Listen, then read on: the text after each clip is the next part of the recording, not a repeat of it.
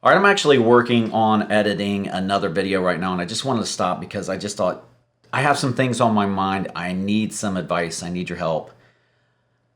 I told you a lie. So in 2025, I've made a decision that I am not going to buy any new gear at all.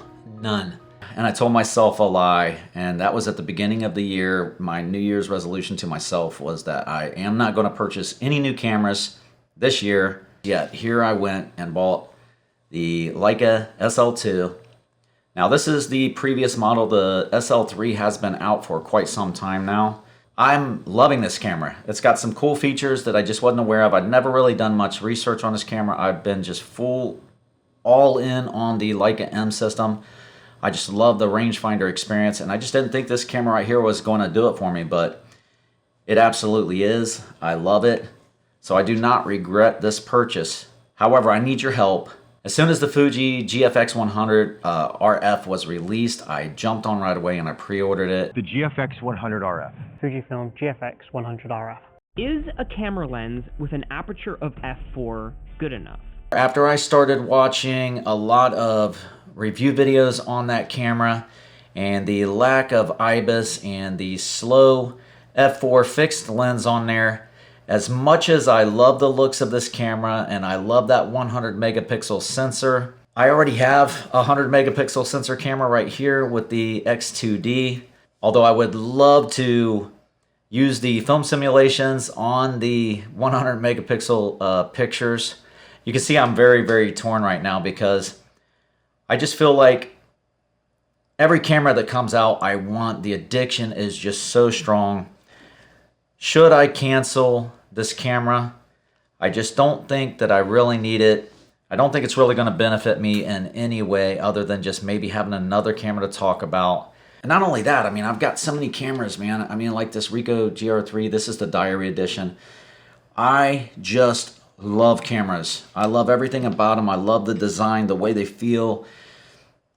Seriously, years ago, I started making pinhole cameras.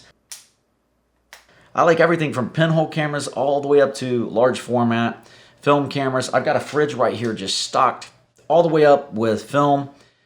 Bulk film that I've never even taken out of the package. I probably have at least 500 rolls of film in there. I bought an enlarger a couple years ago. I haven't used it one time. I turned this space right here into a dark room so it can be a complete dark room. I want to make videos on doing, doing dark room prints. I also into 3D printing and just building parts and accessories for the cameras.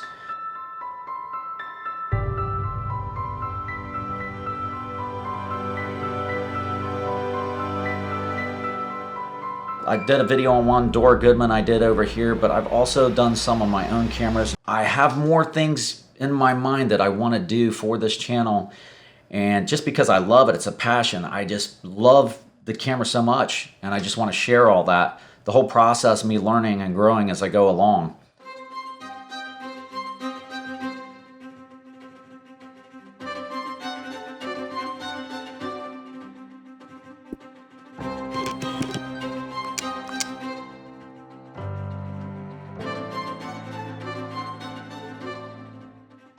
I did say that if I was to purchase a new camera this year, it would be the Hasselblad 907X 100C.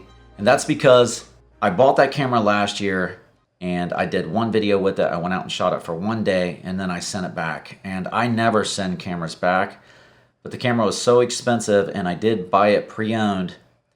And I just felt like the amount of money I saved for getting it pre-owned didn't feel worth it, because the screen had just this weird slack to it, and it just makes me really kind of want to send it back. I just don't know if it's just me, but on this version right here, the screen is pretty floppy, especially on this right side. You can jar it in and out, and that just worries me. Like over here, it still moves, which is fine, but it doesn't feel loose. But this side right here feels loose, and I completely regret sending it back. Now the camera was pristine as far as the way it looked.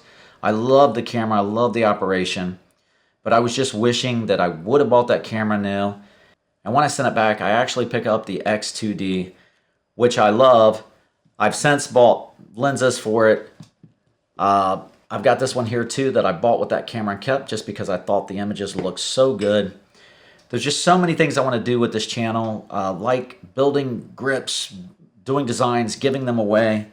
I also wanted to make my own camera straps. I started the whole process. I've got the dies, I've got all the leather and the works and whatnot.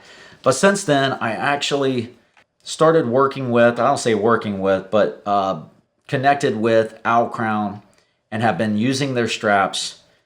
The cool thing is when I talked to Gaston at Owl Crown, I told him that I had Kingpin cameras and that I was going to be making my own straps so that if I were going to use these, that just know that at any given time I could start making my own straps because it was in my future plans.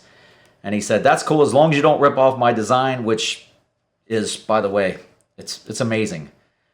What he's done here is just completely amazing. I love these straps. I have been selling them, meaning that they have given me a discount code, and there's a link down below if you want to check them out and pick them up. But I mean, just look how beautiful. Look how beautiful. They just add so much to the cameras that since I've been doing this, now I'm just questioning whether or not I'll ever get around to making my own straps, just because I just truly believe in what they're doing. The straps are so comfortable, so versatile. I was at Universal shooting this camera yesterday, pretty much all day testing out a lens. Not this one. This one I'm starting to work on now. It was a bigger lens, the 100mm TT Artisans triplet lens, the Bubble Bokeh lens. If you want to check that out, I'll be doing a video on that soon. But this is a pretty hefty camera, and that lens adding to it is quite a bit. And this camera had full, kind of in the shorty mode like this. But you can just quickly pull it like this right here, each end. And now you've got this long strap, right? So now I brought the camera down and kind of just put it on my side to where I didn't even fill the camera, and I only pulled it out when I was using it. It's just an amazing product. I mean, the way that he designed this thing is truly fantastic. So if you are interested in these camera straps, there is a link below. Save yourself 10% by using my coupon code. I would greatly appreciate it. It does support the channel.